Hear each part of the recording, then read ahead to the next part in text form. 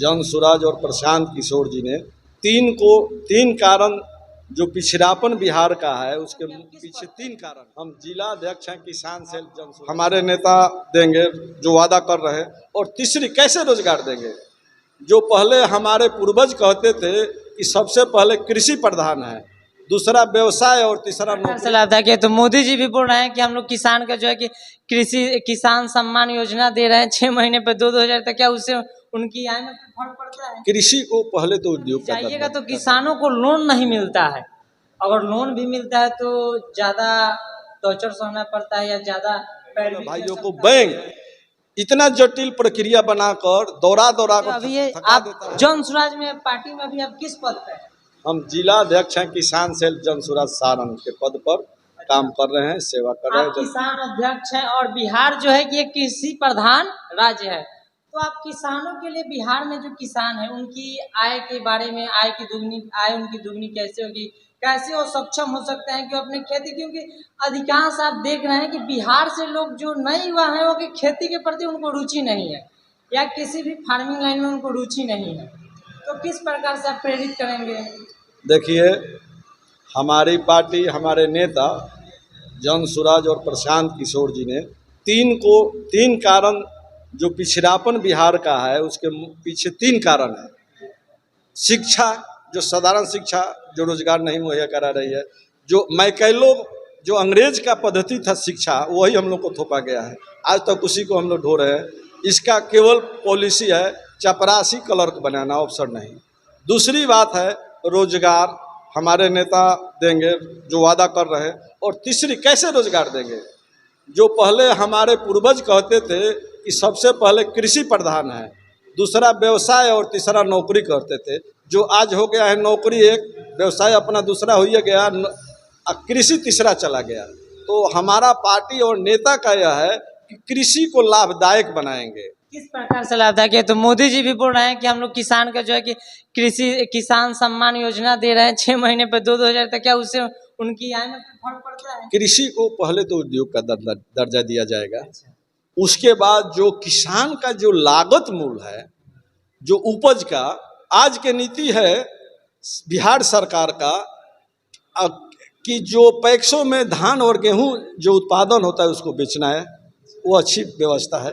लेकिन जो केंद्र सरकार द्वारा IAS IPS के द्वारा समर्थन मूल्य का निर्धारण किया जाता है, उसको क्या ज्ञान है कि किसान का उसमें कितना खाद लगा, कितना बिया लगा, कितना डीजल लगा, कितना पानी लगा, कितना मैंने उसका मूल्य क्या है, उसके ज़्यादा न दोना समर्थन निर्धारण करना चाहिए। आज हमारे देश में एगो सुई बनता है, पानी का बोतल 20 रुपये में, उसका मालिक उसका निर्धारण करता है। एक कोई भी चीज़ हो, फैक्ट्री प्रोडक्शन हो रहा है, बिस्कुट का है, उसका निर्धारण उसका मालिक कर रहा है। जन सुराज अगर सत्ता में आती है तो किसानों की ये सब सारी चीजें नियमों लागू एकदम। सब तीन जो मुद्दा है, मुख्य मुद्दा जो बिहार का भविष्य संवरने वाला है, जिससे पहले तो कृषि को उद्योग का दर्जा दिया जाएगा और समर्थन जो मूल्य है उसको इतना दिलाया जाएगा कि उसके लागत से अधिक हो, जो किसान है, जिससे वो आत्महत्या नहीं कर सके, ब्याज के डर से, बोझ से वह कहीं पलायन न कर पाए। तो इसलिए जो भी लागत होगा उसमें समर्थन मूल्य के निर्धारण में हमारे किसान के प्रतिनिधि भी शामिल किया जाएगा। बैंकों में अगर अभी जाइएगा तो किसानों को लोन नहीं मिलता है, अगर लोन भी मिलता है तो ज़्यादा टॉर्चर सहना पड़ता है या ज़्यादा पैरवी की आवश्यकता होती है। यही न कारण है कि सरकार की पॉलिसी बहुत विफल हो गई है, जबकि हमारे पूरे राष्ट्रीय स्तर पर NPS मतलब जो जमा अवधि होता है, हमारा 33 से 35% यहाँ खर्च करती है बैंक।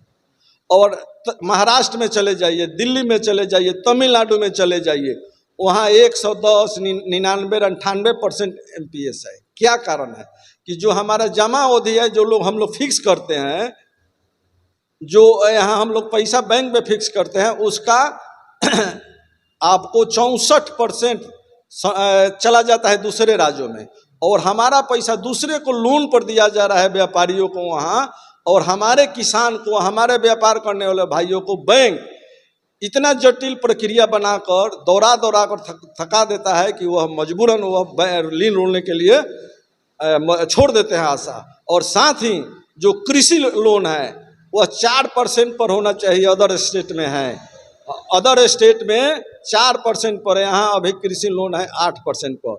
और जो भी है समर्थन मूल्य पर जो धान का पैक्स में जो खरीदा गया 2183 रुपये, वह अभी भी भारत में 9 स्टेट सरकारें उसके बाद किसानों को बोनस दी।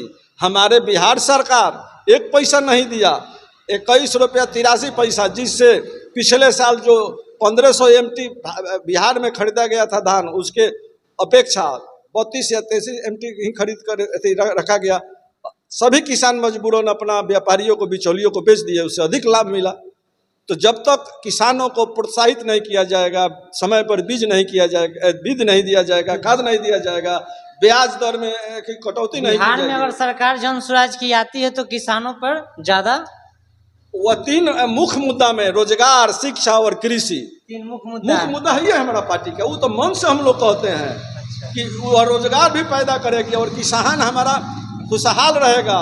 और जो आज आत्मनिर्भर बनने जा रहा है हमारा बिहार और थी, वह कभी भी हमारे पलायन नहीं करेगा किसान भाई, वह अपने लाभ होगा उसको ऐसा हमारा नीति बनने जा रहा है। अब बना हुआ है, केवल सरकार आएगी जन स्वराज का, किसान भी भाई खुशहाल, रोजगार वाले हमारे नौजवान खुशहाल, और छात्र भी हमारे नौजवान खुशहाल।